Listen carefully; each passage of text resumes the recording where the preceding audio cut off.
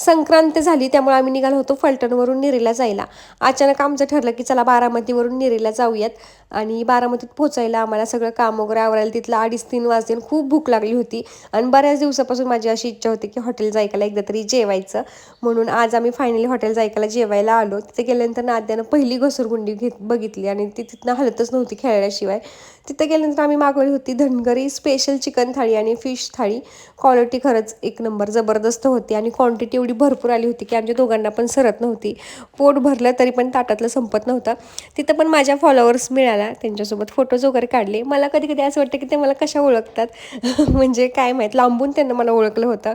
आणि माळेगावमध्ये आम्हाला द्राक्षे दिसली होती आद्याला आणि ती मला म्हणत होती घे. मी त्याला म्हटलं ठीक आहे पुढे गेल्यानंतर घेऊ.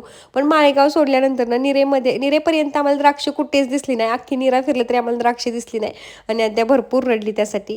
त्यानंतर विकीच्या मावशींकडे मी वाण देण्यासाठी आले. पुन्हा हॉटेलवरती आले. हॉटेल बंद झाल्यानंतर आम्हाला खायचा होता पनीर पराठा. मग तो बनवायला लावला आणि खाल्ला.